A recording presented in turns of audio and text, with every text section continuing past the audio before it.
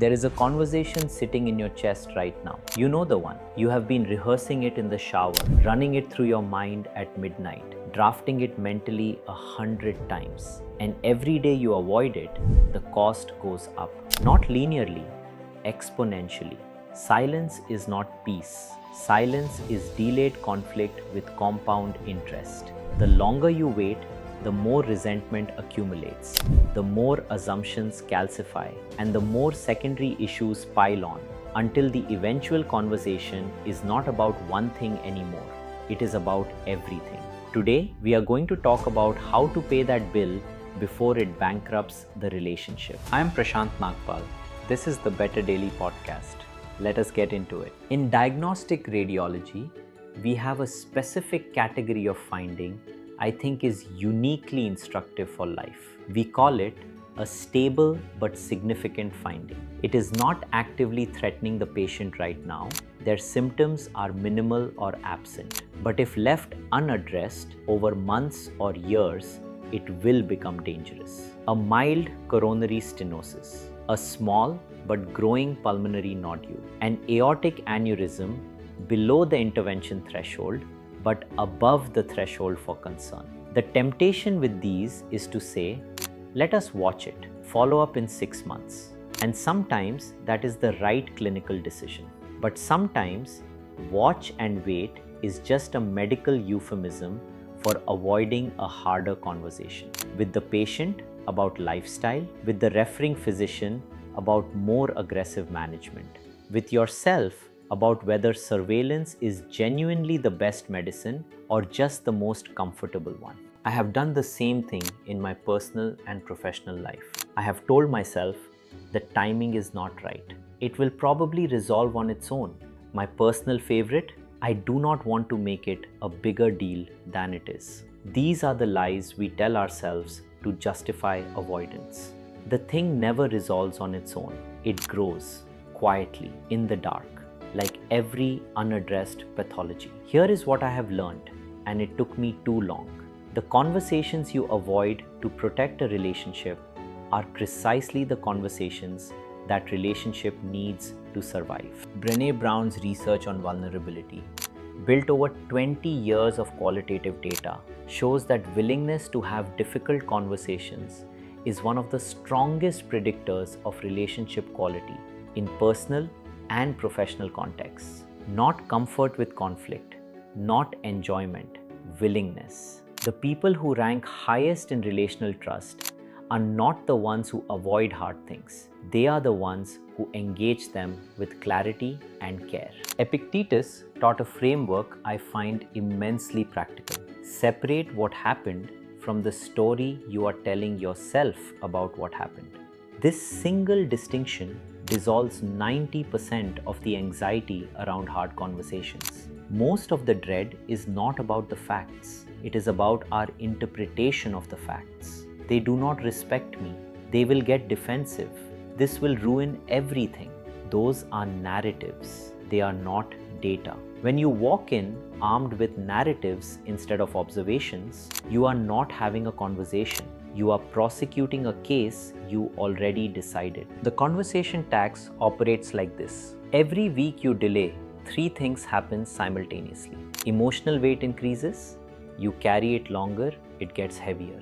Factual clarity decreases, details fade, feelings intensify. Secondary issues accumulate. During the weeks you are not talking about the real issue, small irritations, minor slights, unrelated frustrations, all get swept into the same pile. By the time you finally have the conversation, you are not addressing one issue, you are detonating a backlog. That is why it feels so explosive. You are not having one conversation, you are having 6 months of compressed grievances.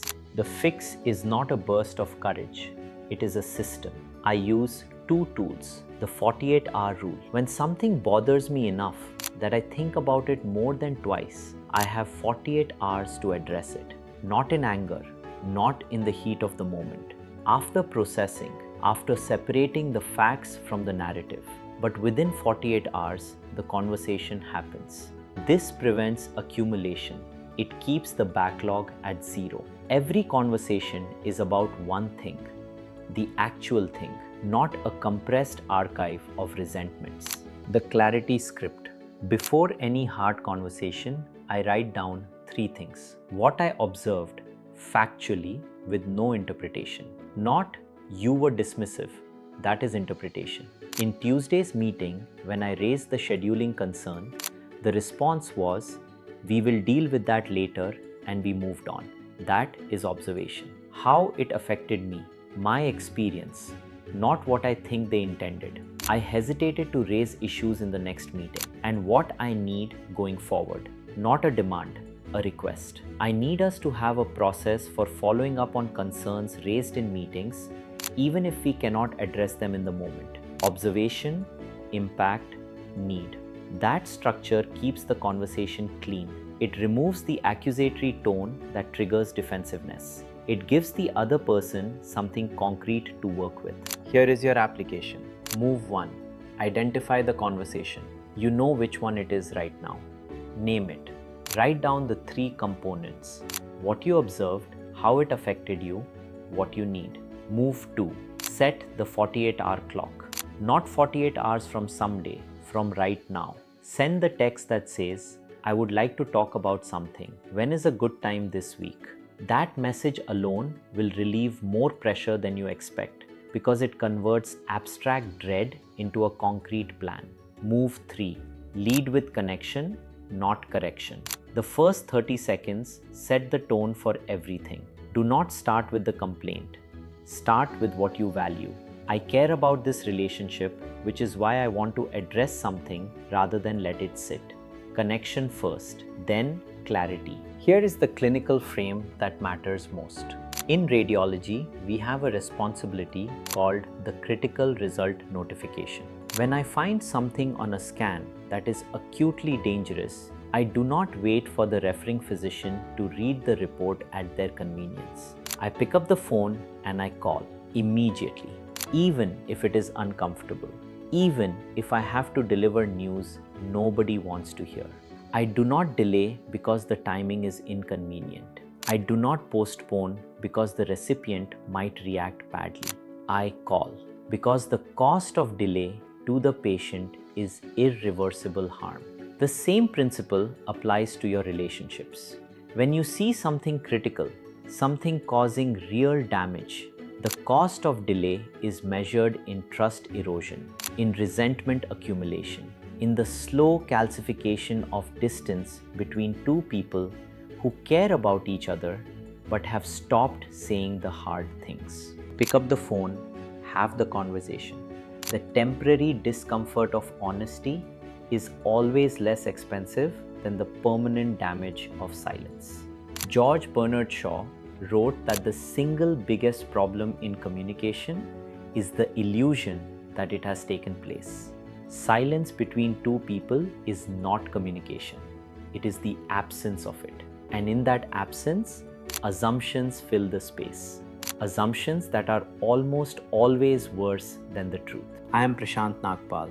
This is the Better Daily Podcast. Small shifts, big life. I will see you in the next one.